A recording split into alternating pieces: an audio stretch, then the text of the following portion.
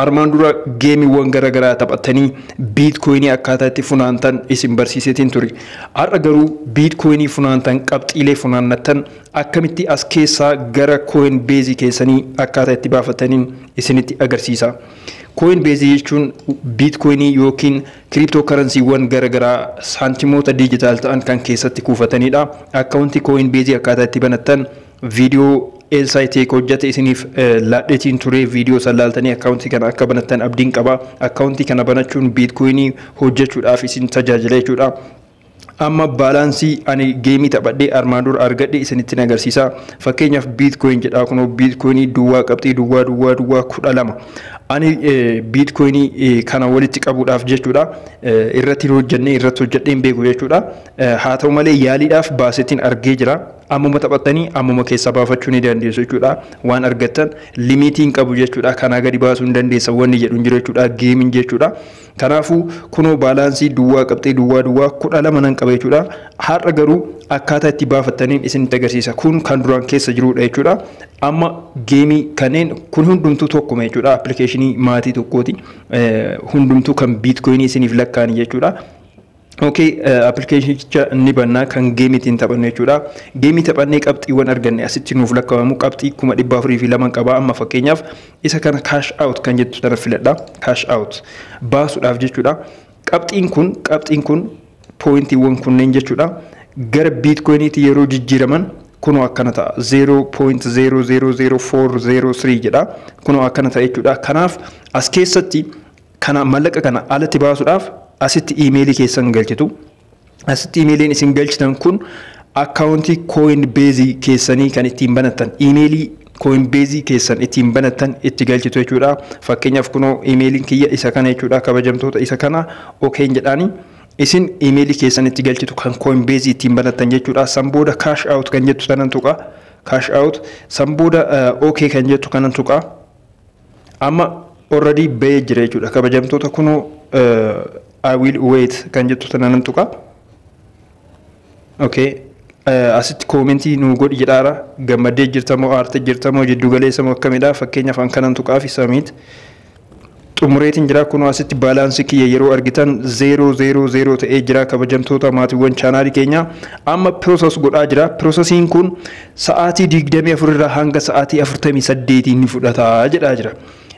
Qarshiin amma baaste biitkoiniin ati amma as keessaa baaste kun sa'aatii 24 jechuun guyyaa tokkoo fi halkan tokko yookiin immoo guyyaa lama hanga guyyaa lamaatti sibira ni gahaa naan jedhaa jira. Kabajamtoota maatiiwwan chaanaalii keenya kanaafuu hanga sa'aatii kanaan eegduu san booda baalaansii keessan cheek yeroo gootan inni iyyuu isin bira gahaa jechuudha. Egaa kabajamtoota hordoftoota chaanaalii keenya amma ani ergan viidiyoo jalqaba irratti waraabee xumuree sa'aatii 48 dabree jira. Sa'aatii 48 boodan deebi'ee isiniif waraabaa jira jechuudha. Kabajamtoota hordoftoota chaanaalii keenya sa'aatii 48 ergan eegee booda amma Coinbase kiyya keessatti baalaansii kiyya ilaaluu ni dandeessu. Kabajamtoota maatiiwwan chaanaalii keenya kunoo 415 jedhaara lakkoofsi xumurarra jiru.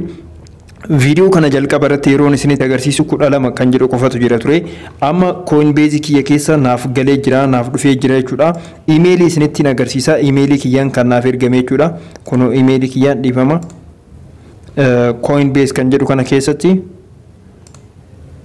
kunoo baalaansiin 403 jedhu naa dhufee jira jechuudha. BTC kiyya jechuudha. Bitcoinin kiyya jechuudha. Bitcoinin duwwaa qabxii duwwaa jedhee 403 kan jedhu dhufee jira. Jalqaba 12 kan jedhutu ture. Walirratti yeroo idamu maal ta'a? Walirratti yeroo idamu 415 ta'a jechuudha lakkoofsi dhumaa kun. Kanaafuu taphni armaan dura taphattanii Bitcoinii ni argattu isiniin jedhe sun salphumatti kunoo isiniif mirkaneessitiin jira. Bitcoiniin keessan gara Coinbasetti galee jira jechuudha. Gara Coinbasetti Bitcoiniin keessan erga galee booda jechuudha. Baalaansiin keessan yoo baay'ee ta'e fakkeenyaaf baalaansiin isin qabdan Bitcoiniin isin qabdan kun baay'ee yoo ta'e lakkoofsa naannoo kanatti dhiyaate gara gurguruutti deemuu ni dandeessu. Gara mallaqaatti jijjiirachuu ni dandeessu. Fakkeenyaaf Bitcoiniin baay'ee waan barbaadamudha ni bitama isinirraa jechuudha. Fakkeenyaaf appilikeeshiniin kun maqaan isaa Paxful jedhama. Already appilikeeshiniin kunis akkuma Bitcoiniiti. Akkuma Bitcoiniiti kabajamtoota maatiiwwan chaanaalii kiyya wanti isin hubachiisuu barbaadetu jira xumura irratti jechuudha. Fakkeenyaaf biitkoiniin ani bitee qarshii Itoophiyaa 10,000 fi 135 jechuudha. Kun baalaansii kiyya jechuudha.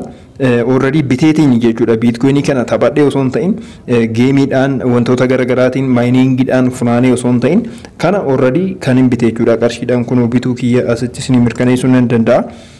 Namni biitkoinii yoo qabaate jechuudha. Biitkoinii yoo qabaate salphumatti gurgurachuu akka danda'u isiniif mirkaneessuu barbaadeetiin purchased dha akkuma argitan purchased yeroo afuriin bite jechuudha. Kanaafuu haala kanaan ni bitama jechuudha. Fakkeenyaaf nama asitti qarshii asitti jechuudha qarshii 5,000 baasee kan hin bite duwwaa qabxii duwwaa tokko afur kan jedhu lakkoofsa kanan bite jechuudha. Biitkoinii haganan bite jechuudha. Duwwaa qabxii duwwaa tokko kan jedhu kan qarshii Itoophiyaa 5,000 bite jechuudha.